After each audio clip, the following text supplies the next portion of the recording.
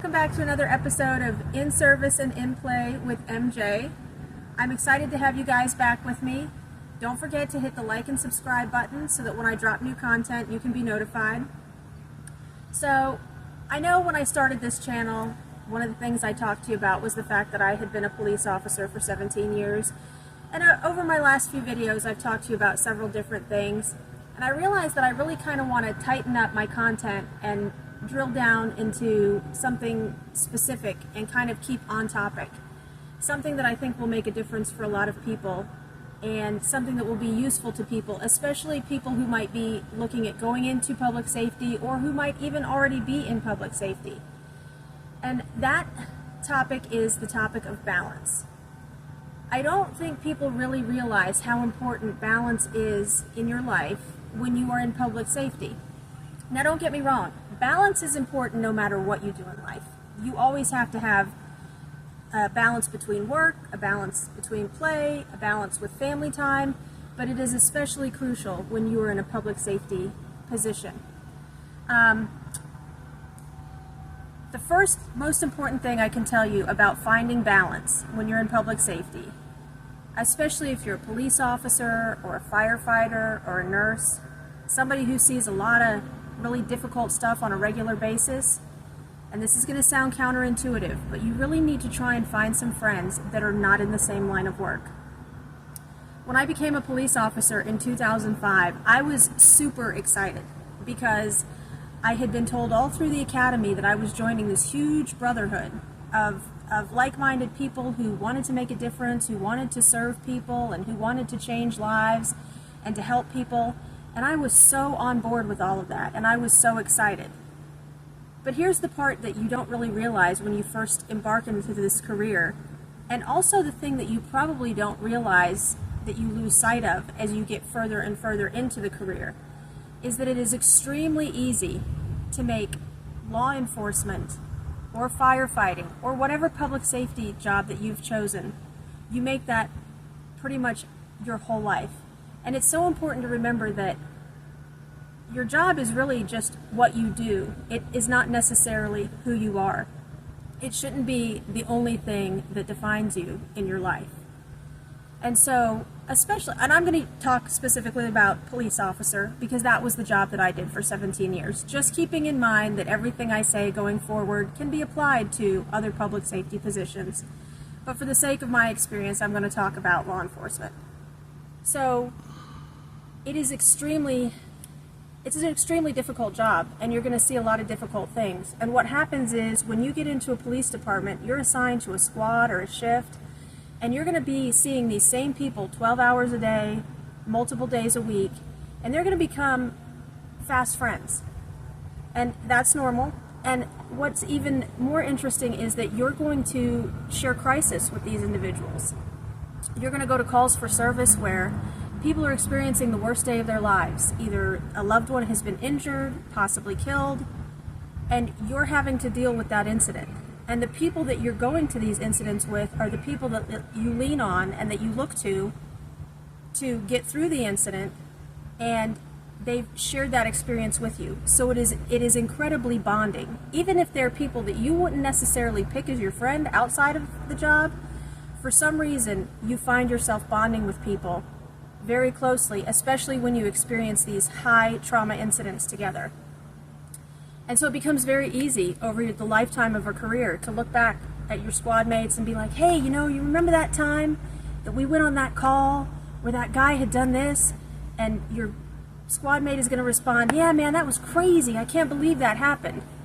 And that's all well and good, but here's the problem.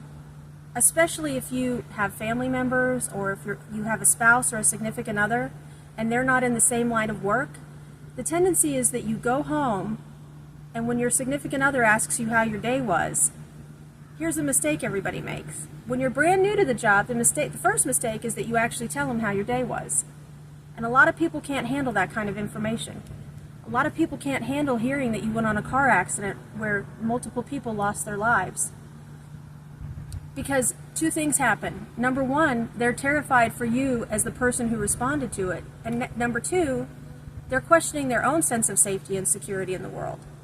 And so it's very hard to go home and share things with people who do not participate in this line of work and have them be okay with it and have them understand it. Now, I was extremely lucky in my career because after I went through my divorce and remarried the second time, I remarried another police officer. So it was much easier to come home and unburden myself and share things with him. Now, I couldn't share everything with him because my police department, like most, have confidentiality restrictions, which means I can't be putting everybody's business out there, nor should I.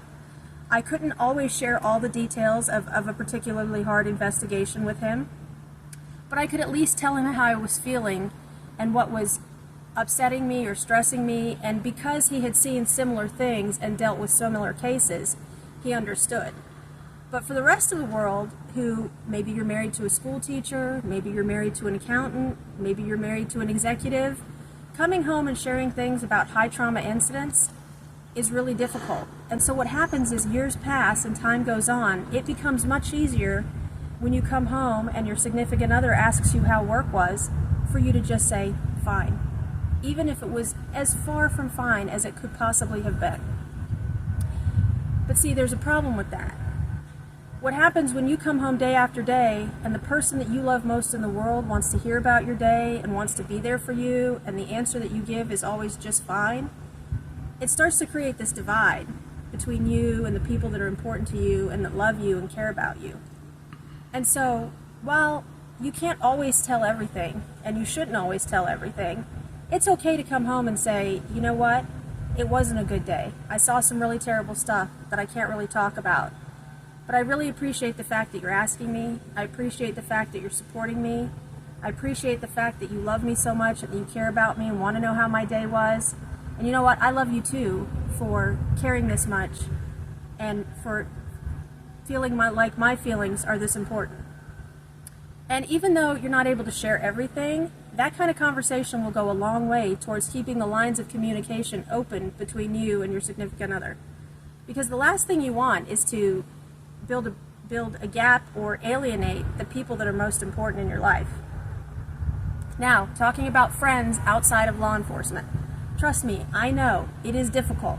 It is just as difficult, and I am as guilty as anyone else, because, like I said, police officer, 17 years. So when we would go to barbecues or retirement events for people or any kind of social activity, all the other women that I was talking to, they were moms, I was a mom, but their life experience and my life experience were vastly different, because for the most part, none of them did the kind of job that I did. A lot of them didn't necessarily even work. They were stay-at-home moms. And so we'd be at a barbecue, they'd be talking about PTA or the carpool line or, you know, something going on at their corporate job, and they'd ask me how my job was going. Well, they don't really want to hear what I have to say. And some people have actually said, you know, what is the worst call you've ever been on? And my general answer was always, you don't really want to know that. And once I tell you, you can't unknow it, and I don't really want that for you, because a lot of the things I have seen are pretty awful. And I wouldn't want to burden somebody else with that information. And so, you know, it does become difficult to make friendships outside of police work or public safety. But it's still something that you're going to have to give your best effort to. If you have interest outside of work, as you should, look for people in those areas that you can find common ground with, where you may not be able to talk about work stuff, but you can talk about the thing that you share in common.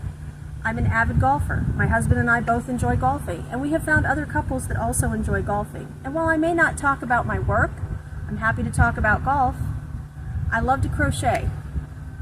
That's something that my great-grandmother taught me years ago. It's a talent that I have, and now where I work, there are other people there who also crochet, and we will talk about crochet patterns and things we've made and things we enjoy making, things we want to make.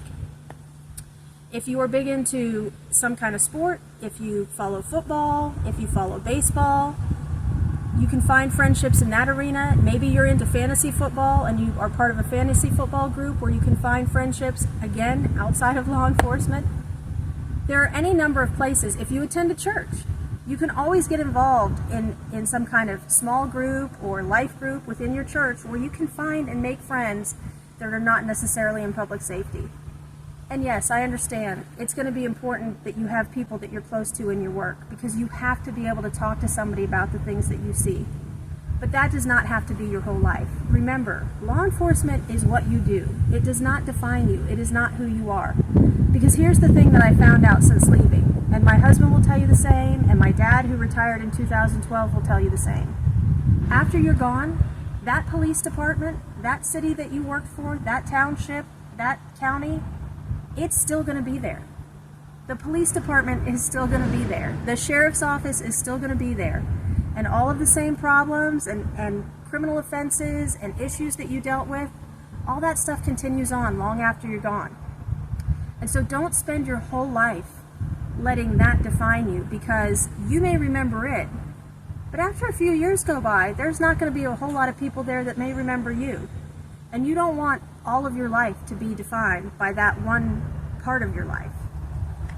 Make your life so much more fulfilling, so much more rich than just where you go every day to earn a paycheck.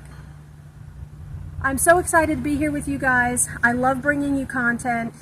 When I do my next video, I will be talking about some other topic where you will be able to take it in and look at ways you can find balance in your career and in what you're doing in life. And I really hope that you are able to find balance, that you find things that you enjoy, that you find things that fulfill you outside of the career that you've chosen, because it will make all the difference. It will make all the difference not only in your life, but in the relationships that you have, and while you may not realize it, it will also make a difference when you're at the job. So again, press the like and subscribe button so that you can find out when I share new content, and y'all come back. Bye.